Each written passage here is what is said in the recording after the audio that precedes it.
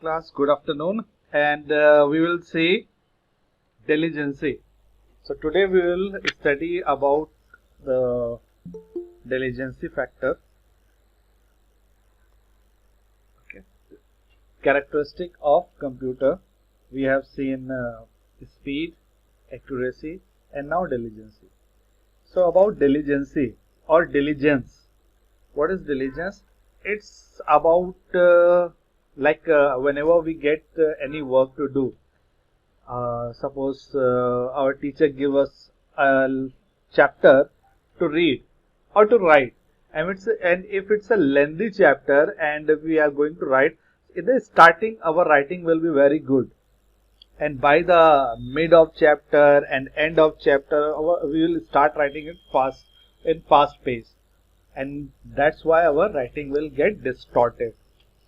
But computer does not follow this rule. This rule applies only on human. Why? Because human get tired, थक जाता है. ऐसा computer के साथ नहीं. कंप्यूटर को जितना काम अभी आपने दिया है, सपोज उससे कहा कि गुड मॉर्निंग, और वो उसको लिखना है 1000 टाइम्स स्क्रीन के ऊपर, तो गुड मॉर्निंग लिखता रहेगा तब तक जब तक वो 1000 टाइम्स लिख नहीं लेगा. यही चीज अगर किसी ह्यूमन को दी जाती है, whenever this kind of thing is given to any human, तो वो क्या करता है कि लिखना शुरू करेगा बढ़िया राइटिंग से, आते आते आते आते राइटिंग खराब होना शुरू हो जाएगी, आखिर में तो बहुत जल्दी जल्दी खींच खींच के लिख रहा होगा, और मे बी कहीं ना कहीं स्पेलिंग मिस्टेक भी करता है. तो कंप्यूटर के साथ ऐसा नहीं है, क्योंकि कंप्यूटर कंसिस्टेंसी के साथ काम करता है, डिलीजेंस के साथ काम करता है. एक सेट ऑफ इंस्ट्रक्शंस जो आपने दिया और जितनी बार आपने उसको कहा उतनी बार वो रिपीट करेगा. यस, इसको लिखना है. Yes, I'll dictate it right now. Okay. So put a heading of diligence and note Sir? down. Yes. Sir, ये एक्चुअली की बात है. ये accuracy के बाद है. Actually नहीं होता है बेटा. Actually is something else. वो इंश्योरेंस का टर्म होता है actually. ये accuracy है. Accuracy के बाद आपका आ जाता है diligence. Okay, so please put a heading of diligence and note down, computer is a machine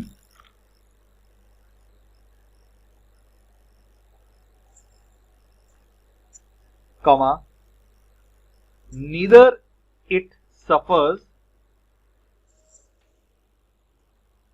from the human traits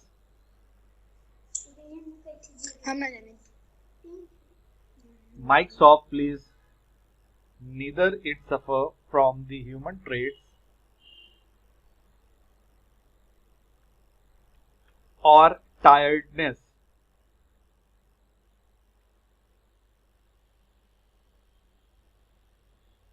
nor does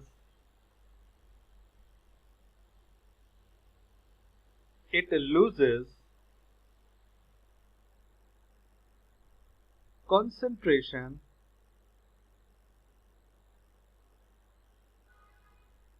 even after working continuously for a long time.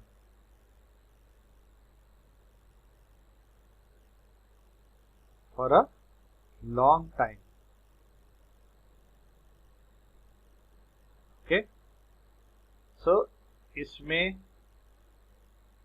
आपकी कुछ चीजें ध्यान देने वाली हैं. टायर्डनेस, कंसंट्रेशन, कॉन्टिन्यूटी, ये सब क्या है, कंप्यूटर के ट्रेड्स में आ जाता है. जब ये हम बात करते हैं in terms of specifications, characteristics, तब ये बात है. Full stop. It can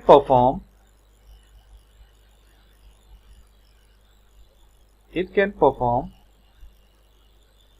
long and complex calculation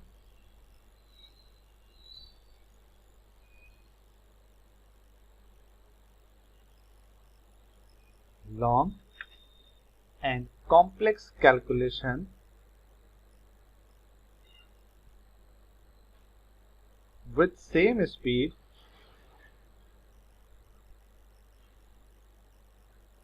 and accuracy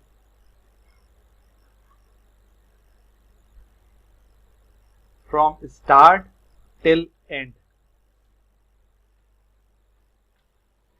From start till end. Full stop. Okay, so diligence में क्या हो गया कि कभी भी ये थकता नहीं है, कंसंट्रेशन के साथ काम करता है, कितना भी बड़ा इसको कैलकुलेशन दे देते हैं, ये स्पीड के साथ, एक्यूरेसी के साथ, कितने भी मल्टीपल टाइम्स हम इसको कहेंगे या कितनी भी बार हम इसको कहेंगे, जब तक ये करने को ये तब तक उस चीज को करता रहेगा. Okay, next is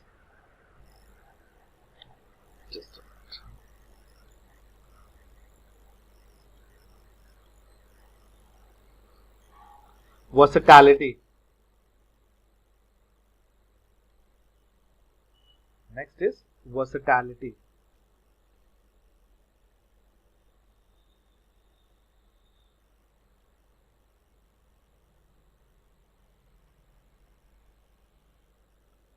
So now versatility क्या चीज हो गई? वर्सेटाइल, जैसे अभी देखा हम लोगों ने कि कई सारे ऑपरेशंस हमने या उसको हमने ऑपरेशंस दिए और कई बार करने को कहा, सेम ऑपरेशन कई बार करने को कहा. सपोज हमने गुड मॉर्निंग उसको मल्टीपल टाइम्स लिखने को कहा, या हमने उसको 5 + 10 कहा 1000 बार इसको जोड़ करके सम दो. मीन्स क्या कि 5 + 10 = 15, 5 + 10 = 15. वो ये हर बार करता रहेगा. ओके, 10,000 टाइम्स बोलेंगे 10,000 टाइम्स करेगा. सेम एक्यूरेसी, सेम स्पीड के साथ. Now coming to multi processing, means कि हमने उसको 10,000 टाइम एक पर्टिकुलर कैलकुलेशन करने को भी कहा हुआ है, और इसके साथ में हमने किसी चीज को और कैलकुलेट करने के लिए भी कहा है. मीन्स क्या कि हमने किसी नंबर का स्क्वायर रूट निकालने को कहा है, या हमने कहा है कि कुछ सर्च करके हमको दे दे सिस्टम में से, या जो भी हमारा टेक्स्ट है उसको हम कुछ एडिटिंग करना चाहते हैं साथ साथ, तो वो भी कर सकें. तो जब हम एक से ज्यादा काम कर रहे होते हैं या एक से ज्यादा प्रोसेस के अंदर इन्वॉल्व होते हैं, तो वो टर्म कहलाता है मल्टी प्रोसेसिंग. तो वो टर्म कहलाता है मल्टी प्रोसेसिंग. जैसे हमारा दिमाग होता है, हम एक पॉइंट ऑफ टाइम पे दिमाग से बहुत सारी चीजें सोच रहे होते हैं, लेकिन करने के लिए हमारे पास 2 ही हाथ हैं. ठीक है, तो हम क्या कर रहे होंगे, हम एक कोई पर्टिकुलर काम कर रहे होंगे, अगर हमको दूसरा काम करना है तो हमें इस काम को छोड़ करके दूसरे काम को करना पड़ेगा, या अगर हम कर भी रहे हैं तो हमारा थोड़ी देर के लिए एक चीज पे फोकस हटके दूसरे पे आता है. बट कंप्यूटर सिस्टम ऐसा नहीं करता है. कंप्यूटर का जो सीपीयू होता है, जो हम लोगों ने देखा प्रोसेसर, सीपीयू, वो क्या करता है, वो रिसोर्सेज एलोकेट करता है. मीन्स कि अगर उसके पास में 100 वर्क्स, हम मान लेते हैं 100 वर्क्स करने की क्षमता है, कोई भी एक कंप्यूटर है उसके पास एक 100 जॉब्स एक पॉइंट ऑफ टाइम पे करने की क्षमता है, तो वो सारे रिसोर्सेज एक काम को दे देता है अगर उसको सिर्फ एक काम कहते हैं. अगर आपने उसको कहा कि 5 काम करने, 5 तरह के काम करने, तो वो ये देखेगा कि पहला काम किस तरह का है, दूसरा काम किस तरह का है, थर्ड, फोर्थ, फिफ्थ, और इसमें किसको कितने स्पीड या रिसोर्सेज की जरूरत है, मतलब सिस्टम के किस पार्ट की कितनी जरूरत है.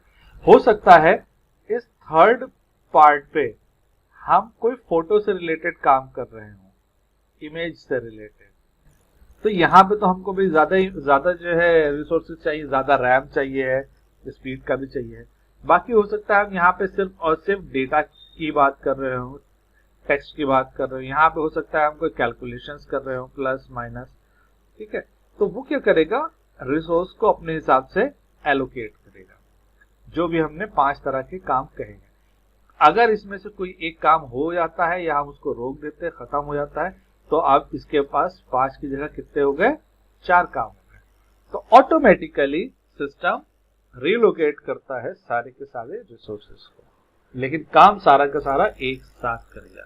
ऐसा नहीं है कि कोई एक काम को होल्ड पे डाल देगा और दूसरे काम को तब करना शुरू करेगा. Okay, so please note it down. Multiprocessing features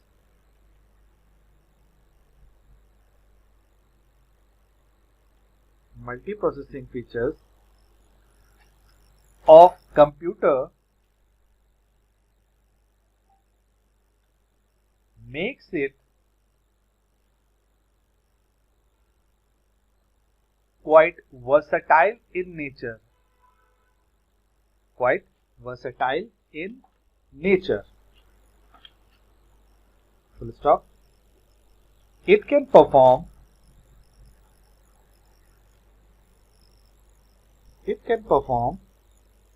different types of tasks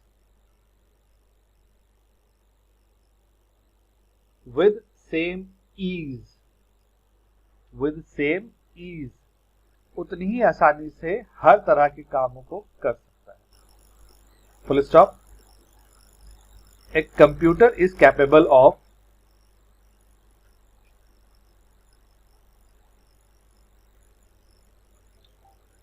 performing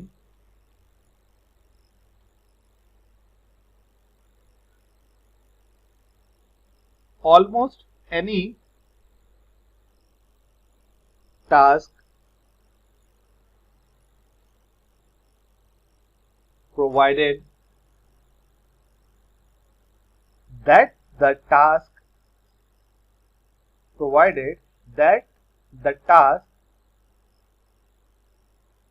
can be reduced to a series of logical steps.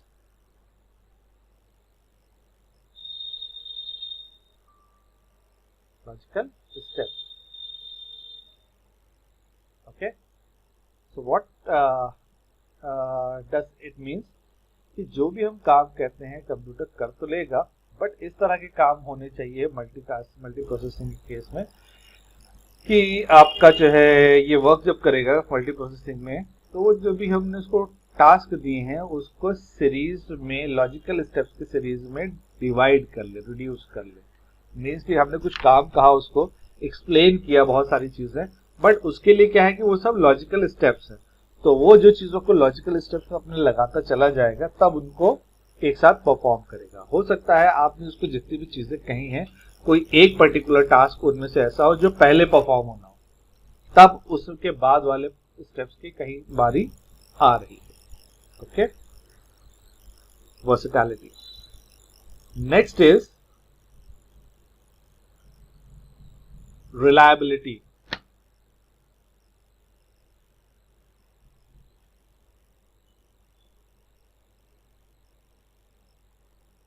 Reliability.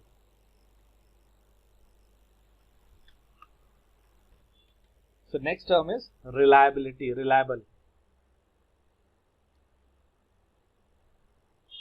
Okay, so we were on the point. So why computer is reliable? Why we think computer is reliable if we come down to any calculation or any processing? Because whenever we give a task, any kind of task to computer, it is capable of computing it to any extent. जैसे क्या कि अगर हमको कोई एक number दिया गया, suppose हमसे कहा गया कि एक नंबर है उसको दूसरे नंबर से मल्टीप्लाई करना है, तो ठीक है, बहुत इजी है. बट अगर हमसे कहा जाए कि जो है हमारे पास एक 7, सपोज आपको एक नंबर दिया गया इस बात के लिए कि जगह आपको कैलकुलेट करना है 7.952086219, इसको मल्टीप्लाई करना है आपको 9.001563285. ओके, तो इन जनरली कंप्यूटर क्या करता है, इन जनरली आपका कैलकुलेटर्स वगैरह क्या करते हैं, इतने बड़े डेसिमल के बाद वाले में आपको एक्सपोनेंशियल जैसी चीज दे देते हैं कैलकुलेशन के टाइम पे. मीन्स कि एक रफ कैलकुलेशन देते हैं. बट कंप्यूटर क्या करता है, एग्जैक्ट इसका जो भी आंसर आ रहा है मल्टीप्लिकेशन के टर्म्स में, एडिशन के टर्म्स में, डिवीजन के टर्म्स में, जो भी इसका रिजल्ट आ रहा है एग्जैक्ट वही रिजल्ट देगा. रीजन कि कंप्यूटर जो है डेसिमल के बाद बहुत लंबे नंबर्स को हैंडल कर सकता है. प्लस इसके अलावा अगर आपके पास कोई एक बहुत बड़ा नंबर भी है, सपोज 81 2 3 4 5 6 7 8 9 1 2 3 5 6 5 6 7। इसको अगर आपको जो है सपोज जोड़ भी देना है, सिंपल मल्टीप्लाई आपको कर देना है, 2 1 2 1 2 1 1 5 9 2 9 2 3 5 4 7। ओके, तो इतने बड़े नंबर को अगर आप कैलकुलेटर पे करने की कोशिश करेंगे तो आपको अगेन एक्सपोनेंशियल मिलेगा, आपको रिजल्ट नहीं मिलेगा। चलिए ठीक है, ये क्या करेगा, ये इसके पास में पूरा का पूरा आपको कैलकुलेशन सही तरीके से निकाल करके देने की कैपेबिलिटी होती है। इसीलिए हम इसके ऊपर पूरी तरह से रिलाय करते हैं कि हमने जो इसको सेट दिया है या जो भी हमने चीज को दी है काम करने के लिए, ये सब कुछ सही से आपको करके देगा। But there is a catch, there is a catch. What we have seen कि अगर हम लोगों ने पहले देखा था ना कि एक आईपीओ साइकिल होती है। चलिए हम लोग यहीं पे बात कर ले रहे हैं आईपीओ साइकिल की। There is a cycle called IPO, ये अलग नोट कर लीजिएगा अपने पास में। IPO cycle, input processing output, very good, input processing and output. Okay, so जब तक हम कंप्यूटर को कुछ वैल्यूज नहीं देंगे, कुछ भी वैल्यू या कुछ भी काम करने को नहीं कहेंगे, ये कोई काम करेगा नहीं, ये आइडल पड़ा रहेगा और रिजल्ट भी हमारे पास में कुछ भी नहीं आएगा। ओके, पहली साइकिल, पहला कॉन्सेप्ट या पहला थंब रूल। दूसरा थंब रूल जिसको हम कहते हैं GIGO, garbage in garbage out, garbage out. Okay, so garbage in garbage out मतलब हमने सपोज इसको इनपुट करना है, लेकिन हमने इसको वैल्यूज ही इस तरह की दी हैं कि भाई 7A29 प्लस 2F9, 7A2F9 को हमें जोड़ना है 21237 से। क्यों जोड़ेगा ये? नहीं जोड़ेगा, ये एरर दे देगा। क्यों एरर देगा? क्योंकि भैया ये एक अलग तरह की वैल्यू है और ये एक अलग तरह की वैल्यू है। हमने इसको वैल्यू का तरीका ही गलत दिया है, मीन्स हमने इसके हिसाब से इसको गार्बेज दिया है, तो ये भी हमको एक अजीब सा कुछ रिजल्ट दे देगा या फिर हमको क्या दे देगा, एरर दे देगा। सिस्टम हमको क्या दे देगा, एरर। ओके, क्योंकि हमने दोनों अलग अलग तरह की वैल्यूज को या अलग अलग तरह की बातों को जोड़ने की कोशिश करी। ओके, जस्ट इसको मैं यहाँ से डिलीट करता हूँ। So please note down about reliability. A computer is reliable as it gives consistent result. Sir Consistent हो गया सबने नोट कर लिया? Yes sir yes sir Good. Okay. So I'll move to next part. किसी का रह गया हो तो हम अभी रुके, नहीं तो हम आगे मूव कर रहे हैं। हो गया सर, Okay. हो गया। Good. Next is automation.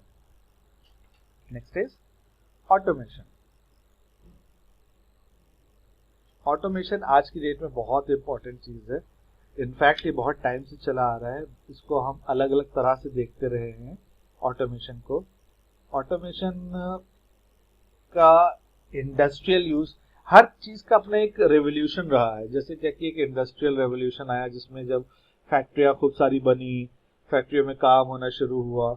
अब सपोज हम बात करते हैं, जो फैक्ट्री की बात कर रहे हैं, ओके, एक बिस्किट आता है जिसको जो बहुत ज्यादा बिकता है, नाम भी सुना होगा आप लोगों ने, पार्ले जी।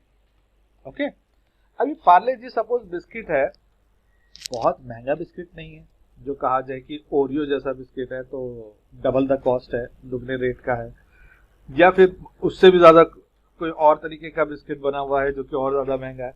तो बट ये है बहुत ही कम पैसे का बिस्किट, मीन्स कि इसका प्रोडक्ट थोड़ा सा कम का है। रीजन ये कि वैसे तो बाकी सब में भी यही चीज है, लेकिन जब इसको बनाया तो एक तो इसके इंग्रेडिएंट्स और बाकी चीजों को भी कम पैसे का रखा, बेसिक चीजें रखी, वीट्स वगैरह। लेकिन एक पॉइंट ऑफ टाइम पे ये महंगा पड़ता था, उस एक पॉइंट ऑफ टाइम पे महंगा भी पड़ता था। तो फिर क्या हुआ, जब इंडस्ट्रियल आपका रेवोल्यूशन आया था तब क्या किया कि इसको ऑटोमेट किया, इसके पूरे प्रोसेस को मीन्स कि बनाने के तरीके को और पैकिंग के तरीके को। हम बनाने के तरीके को अभी अलग कर देते हैं कि मीन्स कि उसका जो भी आटा गूंथता है वो ऑटोमेटिकली गूंथ रहा है और ऑटोमेटिकली उसके साचा के हिसाब से बन करके बिस्किट रखता है, पकता है, चला जाता है, ठीक है। उसके बाद आपने कई सारी जगह पे देखा होगा, न्यूज में, मूवीज में, कि कोई भी प्रोडक्ट है वो ऑटोमेटिकली चला जा रहा है और उसका रैपिंग पेपर जो है उसके चारों तरफ लिपट के उसको पैक करके आगे भेज देता है। फिर कुछ लोग होते हैं बस क्वालिटी चेक करते हैं या फिर उसके बॉक्स के अंदर रखते हैं और शिपिंग के लिए आगे भेज देते हैं। उसको हम कहते हैं असेंबली लाइन। वो जो मशीनें होती हैं उनको हम कहते हैं असेंबली लाइन, ठीक है। यही असेंबली लाइन आपकी बहुत जगह यूज होती है। अब जैसे पार्ले मतलब कोई बिस्किट का पैकिंग अलग होगी, उसकी असेंबली लाइन अलग होगी। जैसे कोल्ड ड्रिंक है, उसकी असेंबली लाइन अलग होती है, उसमें बॉटल्स को मूव करती जाती है, उसमें फिल करते जाता है, उसकी कैपिंग होती जाती है। उसमें कुछ चेक करना हो तो क्वालिटी चेक भी होता है उसका। हर बॉटल चेक नहीं होती है, हर बिस्किट का पैकेट चेक नहीं होता है। क्वालिटी चेक्स के अपने कुछ पैरामीटर्स होते हैं कि भाई इतनी क्वांटिटी हमने बनाई है तो उसमें से हम इतना पोर्शन चेक करेंगे। मीन्स कि रॉ मटेरियल में चेकिंग होती है, जिस टाइम वो प्रोडक्ट बन रहा होता है उस टाइम चेकिंग होती है, जब पैक हो रहा होता है उस टाइम चेकिंग हो रही होती है, लेकिन सैंपल बेसिस पे। ओके, तो सपोज क्या कि अगर हमारे पास ऑटोमेशन नहीं होता तो प्रॉब्लम क्या होती कि हमारे काम में बहुत डिले होता और चीजें भी वो बहुत महंगी पड़ रही होती। ओके, लेकिन यहाँ पे ऐसा नहीं है, यहाँ पे हमारे पास चीजें सस्ती भी होती चली गई असेंबली लाइन की वजह से या फिर हमारा ऑटोमेशन की वजह से। इसमें से बहुत सारे ऑटोमेशन कंप्यूटर की वजह से पॉसिबल हुए। जैसे कि अगर हम बात करें कि एक कार मैन्युफैक्चरिंग होती है तो कार की मैन्युफैक्चरिंग में सारा का सारा काम उसका रोबोट कर रहा होता है या फिर रोबोट जैसी मशीन कर रही होती है। मीन्स उसने पैनल को उठाया या फिर डोर को लिया, डोर के अंदर जहां जहां पे भी वो इसको क्या कहते हैं, सोल्डरिंग टाइप की जो होती है आपकी वेल्डिंग होनी है, तो जहां जहां पे वेल्डिंग होनी है उसको मालूम है उन पॉइंट्स पे वो वेल्ड करेगा अलग अलग तरह से, कहीं पे प्रेशर डाल के चेक करेगा। ये सारे काम कौन करेगा? उसका रोबो करेगा। ये सब चीजें पॉसिबल हुई जब प्रिसीजन वाली, जब हमारा ऑटोमेशन आ गया सिस्टम। ओके, मेमोरी कैसे यूज होती है? मेमोरी के बारे में भी हम लोग बात करते हैं। अभी हम लोग बेसिक चीज बात कर लें, फिर हम लोग सारी चीजें बात करेंगे। So please note down, automation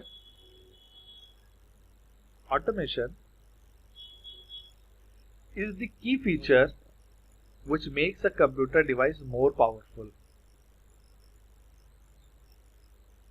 Full stop. Technically, user can automate almost each and everything which computer is capable of doing. Noted? Great. Done. Noted. Done. Good. So I'll move to next slide. Automation.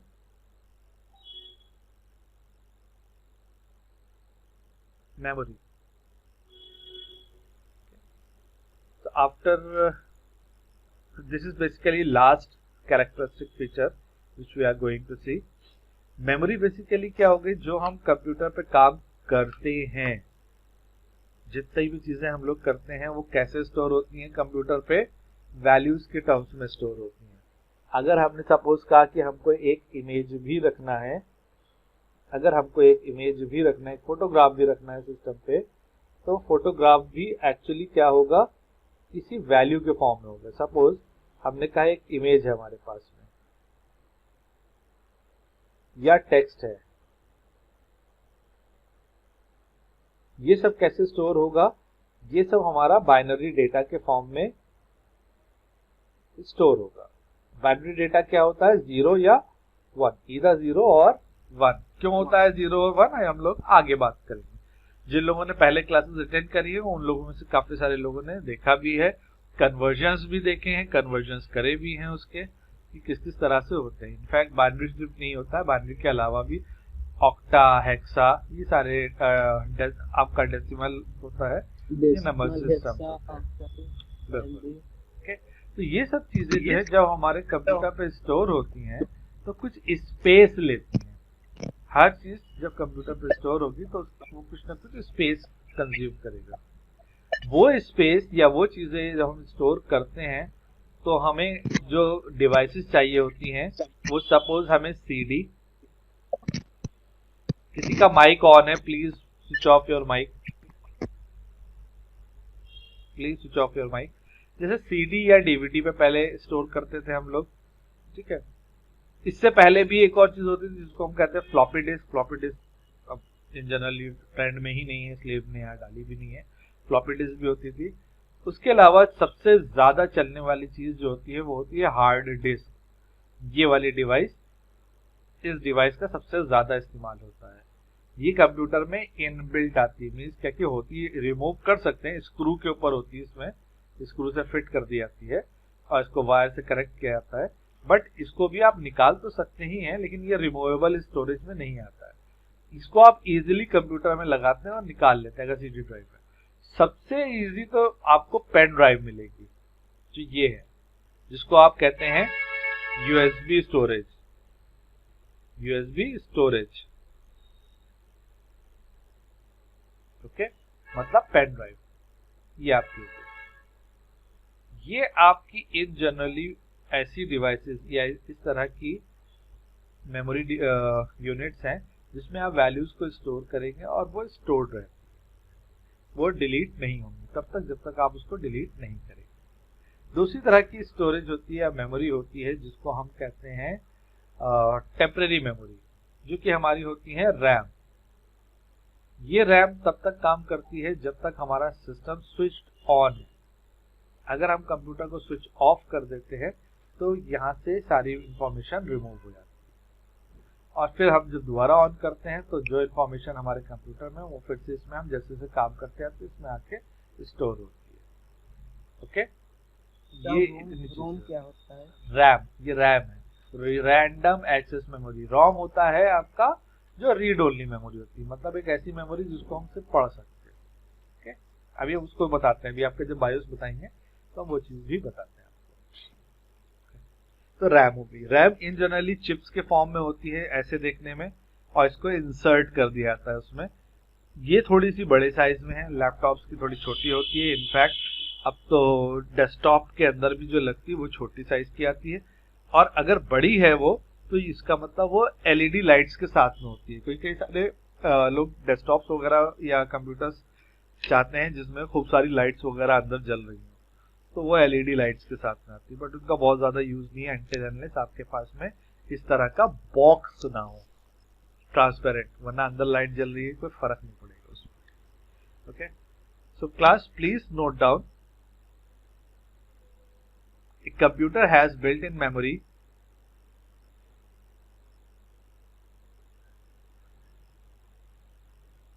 called primary memory where it stores data. सबने note कर लिया? Sir. Okay, yes sir. Yes sir. Good good. कोई बचा है? Yes sir. Yes sir. Good, सबने note कर लिया। I'll move to next slide. Okay, one more thing. जो आपके कंप्यूटर्स होते हैं, अब पहले क्या था कि वो 512 जीबी के आते थे, बट अब आते हैं 1 टेराबाइट के। 1 terabyte is equal to 1024 GB. Conversion matrix भी हम लोग ने देखेंगे आगे, क्योंकि कुछ चीजें होती हैं जो अभी आप यहाँ पे पढ़ रहे हैं उसका एक्चुअल आप आगे पढ़ेंगे कि एक्चुअली होता क्या है। बट अभी आपको समझ, जिन लोग को नहीं मालूम है वो अभी समझ ले कि 1 terabyte is a storage unit, मतलब कैपेसिटी की बात हो रही है कि इतनी कैपेसिटी का इन जनरली एक कंप्यूटर आज की डेट में होता है। कुछ लोग 2 टेराबाइट की भी हार्ड डिस्क उसमें लगवाते हैं, डिपेंडिंग कि उसको करना क्या है, उसके डेटा कितना रखना What है। is the difference between primary memory and secondary? Please एक बार में एक आदमी बोले। सर 1 टेराबाइट में कितना होता है? 1 terabyte equals to 1024 GB gigabyte. Okay, और प्राइमरी और सेकेंडरी स्टोरेज के बीच में डिफरेंस सेम यही होता है कि आपकी जो प्राइमरी स्टोरेज होती है वो आपकी सिस्टम के अंदर, जैसे ये सारी हो गई रैम वाली हो गई, और आपकी जो सेकेंडरी स्टोरेज हो गई जो कि आपकी डेटा को स्टोर करके रखती है वो आपकी हो गई CD, DVD, hard disk and pen drive. ये सारी आपकी हो गई आपकी सेकेंडरी स्टोरेज, क्योंकि इनके बिना भी आपका कंप्यूटर चालू हो जाएगा, बट आपकी प्राइमरी मेमोरी के बिना कंप्यूटर स्टार्ट नहीं होगा। अगेन बायोस का हिस्सा है। Now what is the limitation of computer? Note down, put a heading, limitation of computer.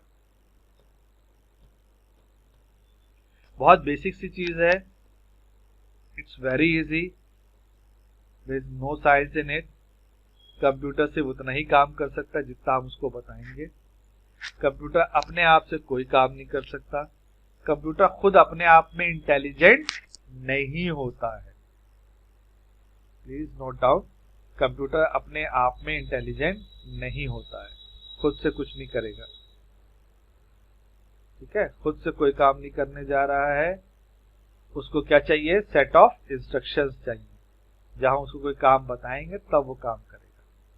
Computer अपने आप में इंटेलिजेंट नहीं होता है, वो सिर्फ उन्हीं इंस्ट्रक्शंस को फॉलो करता है जो हमने उसको इंस्ट्रक्शंस दिए हैं।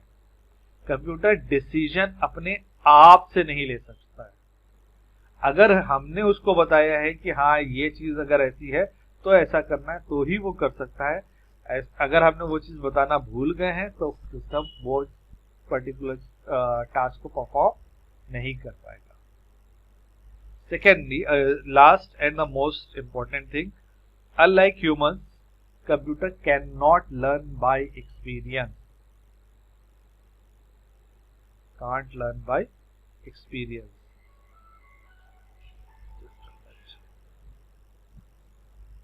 Okay?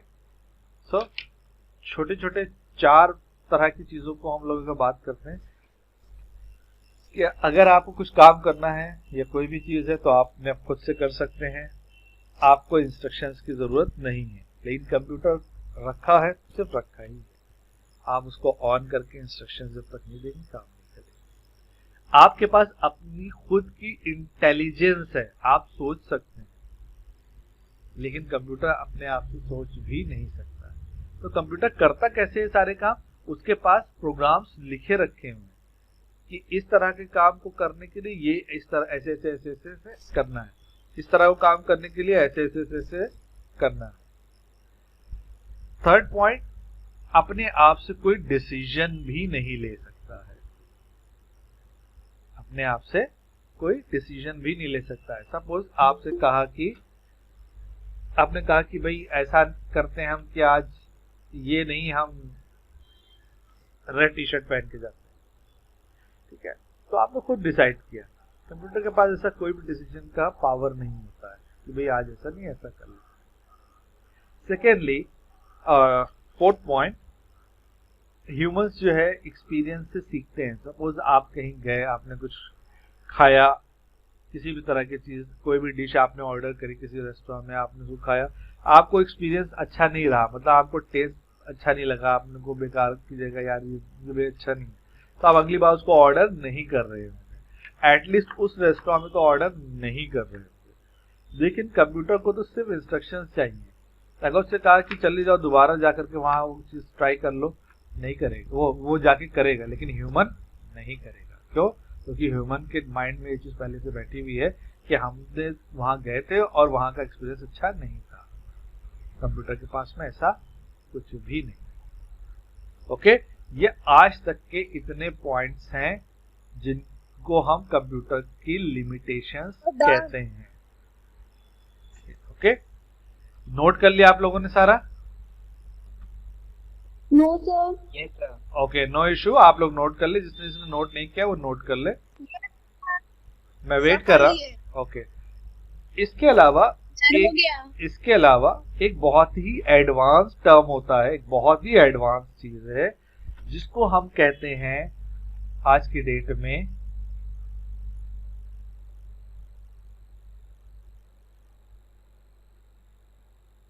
Machine learning. मतलब मशीन खुद से सीखे या खुद से सीख रही है, ओके, उसको हम कहते हैं मशीन लर्निंग। मतलब जो चौथा पॉइंट है वो एक टाइम ऐसा भी आएगा शायद कि धीमे धीमे वो पॉइंट नीचे से हट जाएगा लिमिटेशंस में से। बात समझ रहे हैं? जैसे हमने पहले भी कल कहा था कि कैरेक्टरिस्टिक्स एक पॉइंट ऑफ टाइम के बाद हो सकता है कल को बदल जाए, कुछ चीजें हट जाएं, कुछ नई चीजें जुड़ जाएं, कुछ चीजें उसके डिफॉल्ट फीचर्स माने जाएं कि ये तो होना ही है, लेकिन अभी ऐसा नहीं है, तो इसलिए हम इसको ऐसे पढ़ रहे हैं। लिमिटेशंस क्या है कंप्यूटर्स की? ये लिमिटेशन, बट बहुत ही एडवांस कुछ चीजें हैं जिनको हम कहते हैं मशीन लर्निंग। वो अब पिक्चर में आना शुरू हो गई, बट मशीन लर्निंग भी कुछ नहीं है। मशीन लर्निंग आर्टिफिशियल इंटेलिजेंस का एक हिस्सा है। एआई आर्टिफिशियल इंटेलिजेंस का हिस्सा है। अब जब हम बात करते हैं आर्टिफिशियल इंटेलिजेंस या मशीन लर्निंग, तो इसका मतलब ये नहीं कि मशीन खुद से सीख रहा है, नहीं, हमने उसके लिए भी एक प्रोग्राम लिखा हुआ है।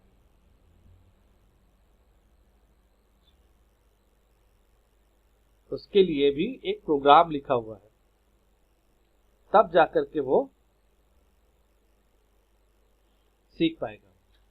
सो there is a program which will tell computer कि ठीक है, इस तरह से हमारा ये वर्क किया गया था, इसको आगे फ्यूचर में हम इस तरह से कर सकते हैं। That's machine learning. वो लिमिटेशन एक पॉइंट ऑफ टाइम बाद रिमूव हो जाएगी। Okay, so class, have you noted down these points? Yes, sir. Yes sir।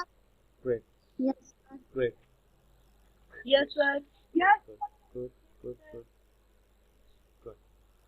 So we have seen all the characteristics of computer.